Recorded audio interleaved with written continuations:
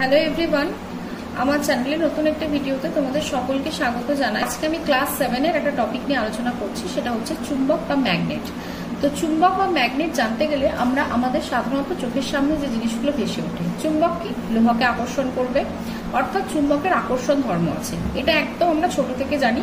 এবং আমরা যারা ক্লাস 7-এ যারা পড়ে তাদের কাছে এই বিষয়টা ধারণা আছে যে চুম্বক লোহাকে আকর্ষণ করে। আর কি ধারণা আছে যে চুম্বক সবসময় চুম্বকের দুটো মেরু থাকে, একটা হচ্ছে উত্তর মেরু এবং একটা হচ্ছে দক্ষিণ মেরু। তো এগুলো হচ্ছে বেসিক কনসেপ্ট। প্রথমত হচ্ছে চুম্বক। চুম্বক কি? চুম্বক হচ্ছে একটা পদার্থ যেটা বিভিন্ন রকম চৌম্বক পদার্থ যেমন লোহা, নিকেল, কোবাল্ট এদেরকে আকর্ষণ করে। এবার চুম্বক হচ্ছে দুই রকমের, একটা হচ্ছে প্রাকৃতিক চুম্বক যেগুলো আমরা প্রকৃতি থেকে পেয়ে থাকি, আর একটা হচ্ছে কৃত্রিম চুম্বক যেগুলো আমরা বিভিন্ন রকম চৌম্বক পদার্থকে বিশেষ উপায়ে চুম্বকে পরিণত করি। যেমন সেটা তড়িৎ চুম্বক হতে পারে। তড়িৎ চুম্বক এক ধরনের কৃত্রিম চুম্বক, সেটা আমরা তড়িতের প্রভাবে এই চুম্বকটা সৃষ্টি করে থাকি। তো এই হচ্ছে চুম্বকের ভাগ। তাই চৌম্বক পদার্থ হচ্ছে চুম্বক যে পদার্থগুলোকে আকর্ষণ করে। এছাড়া আরো একটা বিশেষ বৈশিষ্ট্য আছে, সেটা হচ্ছে যে সমস্ত পদার্থকে আমরা বিশেষ উপায়ে চুম্বকে পরিণত করতে পারি তাদেরকে আমরা চৌম্বক পদার্থ বলে থাকি, যেমন লোহা, নিকেল, কোবাল্ট। আর অচুম্বক পদার্থ কাকে বলা হয়? যে সমস্ত পদার্থকে চুম্বক আকর্ষণ করে না, অর্থাৎ প্লাস্টিক, কাঠ, রবার, এগুলোকে আমরা বলি অচুম্বক পদার্থ। এবার প্রাকৃতিক চুম্বক এবং এই যে প্রকৃতি থেকে এই চুম্বকটা পাওয়া যায় বলে এই চুম্বকের নাম হয় ম্যাগনেটাইট। এবং এই চুম্বকগুলো আমরা বাজার থেকে সহজে কিনতে পারি না। এগুলো যেখানে যে সমস্ত জায়গায় খনিজ দ্রব্যের খনি রয়েছে সেই সমস্ত জায়গাতেই শুধুমাত্র এই চুম্বকগুলো পাওয়া সম্ভব। সেটা হচ্ছে দণ্ড চুম্বক কি, চুম্বক শালাকা কি। দণ্ড চুম্বক কি? দণ্ড চুম্বক হচ্ছে একটা আয়তঘনাকার চুম্বকিত ইস্পাতের দণ্ড। এগুলো হচ্ছে এক প্রকার কৃত্রিম চুম্বক। দুটো মেরু থাকে, একটা হচ্ছে উত্তর মেরু এবং একটা হচ্ছে দক্ষিণ মেরু। এখানে দেখো, তোমরা যদি ক্লাস 7-এর 38 নম্বর পাতাটা তোমরা খোলো তাহলে তোমরা দেখতে পাবে সেখানে একটা ছবি রয়েছে, একটা এস লেখা, একটা এন লেখা। এস মানে হচ্ছে সাউথ পোল যাকে আমরা দক্ষিণ মেরু বলি, আর এন মানে হচ্ছে নর্থ পোল যাকে আমরা উত্তর মেরু বলি। চুম্বকের আমরা আকর্ষণ ধর্ম দেখলাম যে চুম্বক বিভিন্ন পদার্থকে আকর্ষণ করে, সেটা লোহা হতে পারে, নিকেল হতে পারে, কোবাল্ট হতে পারে। এরপর চুম্বকের আকর্ষণ ধর্মের পর আমরা যেটা পড়বো সেটা হচ্ছে চুম্বকের দিক নির্দেশক ধর্ম। চুম্বকের দিক নির্দেশক ধর্মটা কি? বলছে একটা চুম্বককে যদি আমরা একটা সুতো বেঁধে ঝুলিয়ে দিই তাহলে দেখা যাবে চুম্বকটা উত্তর দক্ষিণ দিকে মুখ করে দাঁড়িয়ে রয়েছে। এবার চুম্বকটাকে আমরা কিছুটা নেড়ে দিলাম, নাড়িয়ে দিয়ে তার সাম্য অবস্থায় আসা। সাম্য অবস্থা মানে কি? আবার আগের অবস্থায় আসা পর্যন্ত আমাদের অপেক্ষা করতে হবে। তো আমরা তখনও দেখবো যে চুম্বকটা উত্তর দক্ষিণ দিকে মুখ করে দাঁড়িয়ে রয়েছে। অর্থাৎ আমরা এখান থেকে জানতে পারলাম কি, যে একটা চুম্বককে যদি আমরা স্বাধীনভাবে ঝুলিয়ে দিই তাহলে সেই চুম্বকটা সবসময় উত্তর দক্ষিণ দিকে মুখ করে থাকে। তাহলে চুম্বকের এই বিশেষ ধর্মকে বলা হয় দিক নির্দেশক ধর্ম। তাহলে এখানে আমরা প্রথমেই চুম্বক পড়ার শুরুতেই আমরা চুম্বকের দুটো ধর্ম সম্পর্কে ধারণা করতে পারলাম। একটা হচ্ছে চুম্বকের আকর্ষণ ধর্ম, আর একটা হচ্ছে চুম্বকের দিক নির্দেশক ধর্ম। এবার আমরা চুম্বকের দুটো অংশ দেখতে পাই, একটা হচ্ছে চুম্বকের মেরু আর একটা হচ্ছে চুম্বকের উদাসীন অঞ্চল। মেরু কি? চুম্বকের যে দুই প্রান্তে চুম্বকের আকর্ষণ ক্ষমতা সবচেয়ে বেশি তাকে বলা হয় চুম্বকের মেরু। আর মাঝের অংশ যেখানে চুম্বকের আকর্ষণ ক্ষমতা নেই বললেই চলে তাকে বলা হয় উদাসীন অঞ্চল। এবার আমরা কি করে বুঝবো যে মেরুতেই আকর্ষণ ক্ষমতা সবচেয়ে বেশি এবং উদাসীন অঞ্চলে চুম্বকের আকর্ষণ ক্ষমতা নেই? সেটা বুঝতে গেলে আমাদের একটা ছোট্ট পরীক্ষা করতে হবে। কিছু লৌহচূড়ের গুঁড়ো নিয়ে নিতে হবে, মানে লৌহ চূর্ণ নিয়ে নিতে হবে। এবার একটা দণ্ড চুম্বক নিয়ে সেই লৌহচূড়ের মধ্যখানে দণ্ড চুম্বকটাকে তোমার একটা মাঝখান বরাবর একটা জায়গায় দণ্ড চুম্বকটাকে রেখে দিতে হবে। এবার কিছুক্ষণ পরে দেখা যাবে যে এই দণ্ড চুম্বকের দুই প্রান্তে লৌহচূড়গুলো আটকে রয়েছে এবং মাঝের অংশে চুম্বকের কোনো মাঝের অংশটায় চুম্বকের যেখানে কোনো লৌহচূর্ণ আটকে নেই।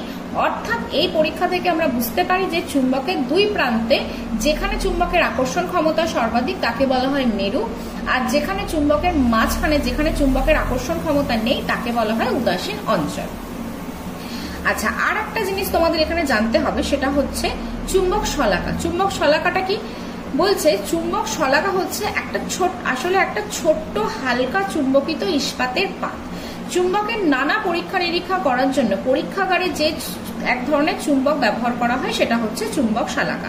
এই দুই প্রান্ত সূচালো হয় এবং এই চুম্বক একটা খাড়া দণ্ডের উপর মুক্ত অবস্থায় রাখা হয়। পরীক্ষাগারে আমরা যে চুম্বক ব্যবহার করি সেটা হচ্ছে চুম্বক শালাকা। পেজ নম্বর হচ্ছে 42। দেখো একটা চুম্বকের সুন্দর ছবি আঁকা আছে, একটা উত্তর মেরু দক্ষিণ মেরুকে মার্ক করে দিয়েছে এবং মাঝের অংশটিকে বলা হয় উদাসীন অঞ্চল। এবার এখানে আমরা দুটো জিনিস দেখব, একটা হচ্ছে চুম্বকের জ্যামিতিক দৈর্ঘ্য। চুম্বকের দুটি মেরুর মধ্যবর্তী দূরত্বকে বলা হয় চুম্বক দৈর্ঘ্য। এটা আমরা সকলেই জানি যে চুম্বক দৈর্ঘ্য মানে কি, দুটো মেরু উত্তর মেরু এবং দক্ষিণ মেরুর মধ্যবর্তী দূরত্বকে বলা হয় চুম্বক দৈর্ঘ্য। এবং এই চুম্বক দৈর্ঘ্য চুম্বকের জ্যামিতিক দৈর্ঘ্যের কত গুণ? 0.86 গুণ, মানে 0.86 গুণ। এবার আমরা উত্তর মেরু এবং দক্ষিণ মেরু, আমরা যে চুম্বকের মেরু বললাম যে চুম্বকের দুই প্রান্তে যেখানে চুম্বকের আকর্ষণ ক্ষমতা সর্বাধিক তাকে চুম্বকের মেরু বলে। এবার মেরু আমরা প্রথম থেকেই বলে আসছি যে চুম্বকের মেরু হচ্ছে দুই প্রকার, একটা হচ্ছে উত্তর মেরু, একটা হচ্ছে দক্ষিণ মেরু। তাহলে অবাধে বা অবাধে ভাসমান বা ঝুলন্ত অবস্থায় চুম্বকের যে মেরু উত্তর দিকে মুখ করে থাকে সেটা হচ্ছে চুম্বকের উত্তর মেরু, আর যে মেরুটি চুম্বকের দক্ষিণ দিকে মুখ করে থাকে তাকে আমরা বলি দক্ষিণ মেরু। এবার আমরা চুম্বকের এই উত্তর মেরু এবং দক্ষিণ মেরুকে পরস্পর যোগ করলে আমরা যে সরলরেখা পাই সেটা হচ্ছে চুম্বক অক্ষ। আর চুম্বকের যে স্থান জুড়ে চুম্বকের আকর্ষণ ক্ষমতা লক্ষ্য করা যায় বা বিকর্ষণ ক্ষমতা লক্ষ্য করা যায় তাকে বলা হয় চুম্বক ক্ষেত্র। এতক্ষণ আমরা চুম্বকের দুটো ধর্ম সম্পর্কে জেনেছি, এবার আমরা তৃতীয় ধর্ম সম্পর্কে চুম্বকের জানবো। কি বলেছে? বলছে একটা সুতো দিয়ে একটা দণ্ডচুম্বককে আমরা ঝুলিয়ে দিলাম, এবার আর একটা দণ্ডচুম্বক নিলাম। এবার দণ্ডচুম্বকটা যে অবস্থায়, প্রথমে দণ্ডচুম্বকটাকে সাম্য অবস্থায় আসতে দিলাম, সাম্য অবস্থায় এসে আমরা দেখলাম কি দণ্ডচুম্বকটা উত্তর দক্ষিণ দিকে মুখ করে রয়েছে। এবার চুম্বকের দক্ষিণ মেরুর কাছে আমরা যদি অপর যে দণ্ডচুম্বকটা আমাদের হাতে রয়েছে সেই চুম্বকের দক্ষিণ মেরুকে নিয়ে যাই, তাহলে দেখা যাবে একে অপরের থেকে দূরে সরে যাচ্ছে। এবং চুম্বকের উত্তর মেরুর কাছে যখন আমরা ওই দণ্ডচুম্বকের দক্ষিণ মেরুটা নিয়ে যাব তখন দেখা যাচ্ছে একে অপরের কাছাকাছি সরে আসছে। এটা কেন হলো? এখানে তো আমরা কেউ বল প্রয়োগ করিনি।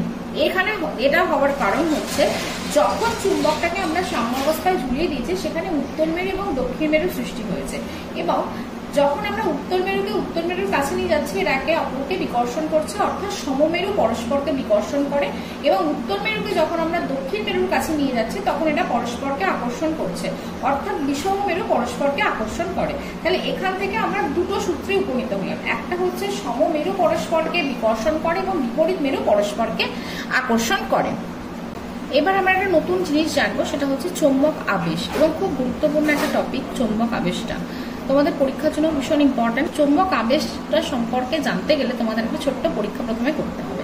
কি পরীক্ষা আছে তোমরা দেখো, তোমাদের পাঠ্য বইয়ের 44 নম্বর পাতাতে পেজ নম্বর 44 কি কি জিনিস নেওয়া হয়েছে? একটা শক্তিশালী দণ্ডচুম্বক, একটা লোহার দণ্ড, কয়েকটা ছোট ছোট পেরেক আর একটা চুম্বক শলাকানো।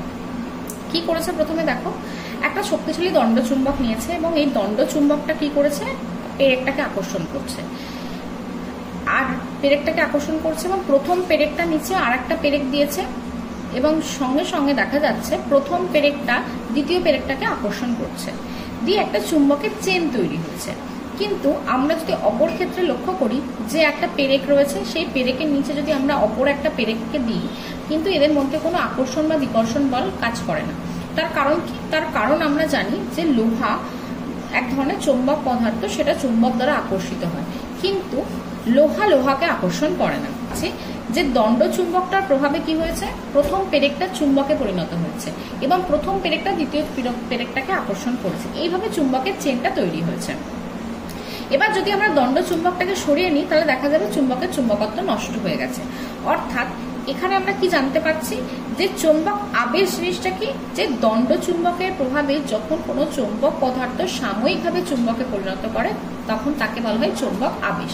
এবং এই পরীক্ষায় কি হয়েছে?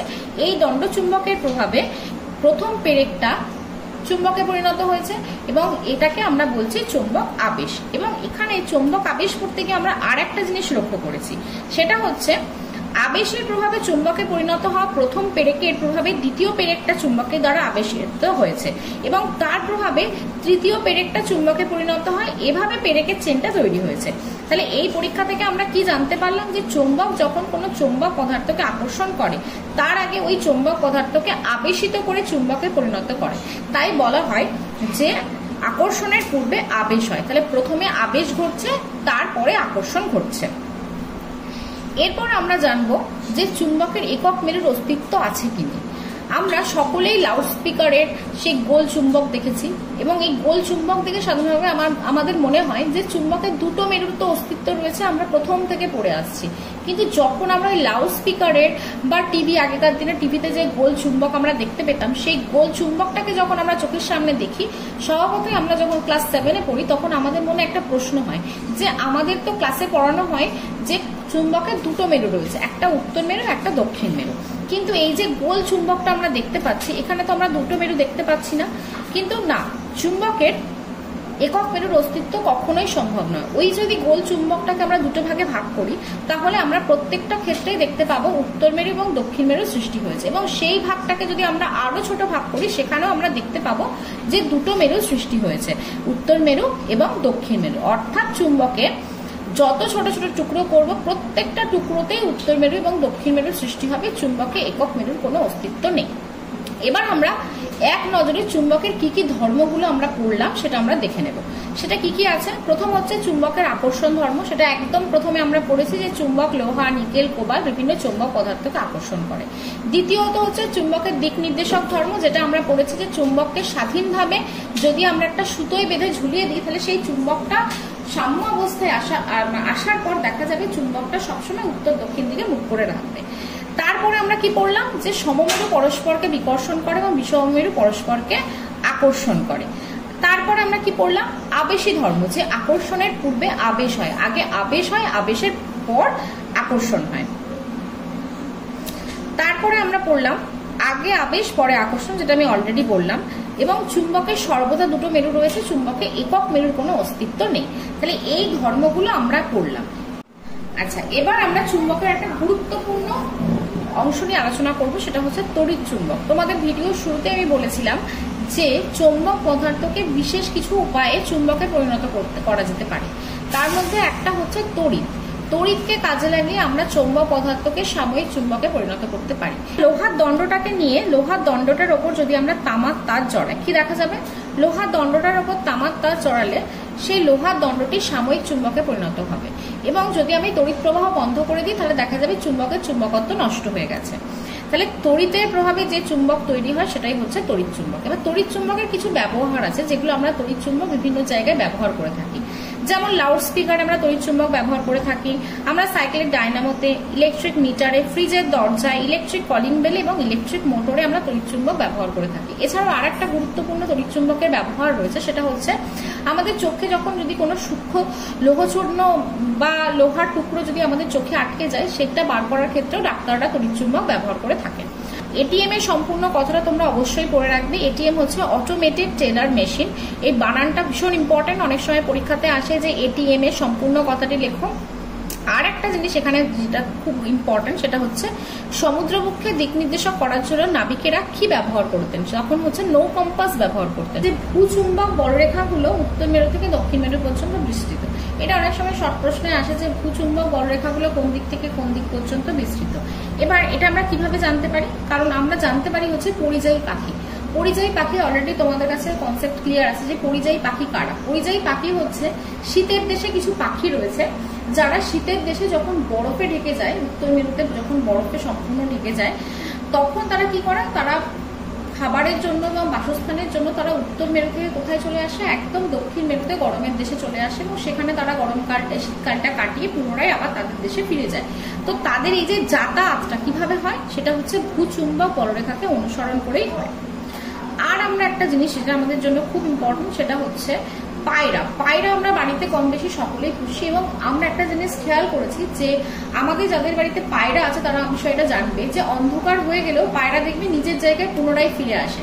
তুমি সকালবেলা পায়রাটাকে ছেড়ে দাও, পায়রাটাকে দেখবে সন্ধে হয়ে গেলেও অনেক সময় বিভিন্ন পাখিরা কি হয়, সন্ধে হয়ে গেলে তারা জায়গা চিনে ফিরে আসতে পারে না, কিন্তু পায়রার ক্ষেত্রে কি অন্ধকার হয়ে গেলেও পায়রা ফিরে আসতে পারে। তার কারণ হচ্ছে পায়রার মাথায় এক ধরনের কালো রঙের বস্তু থাকে, যার নাম হচ্ছে ম্যাগনেটাইট।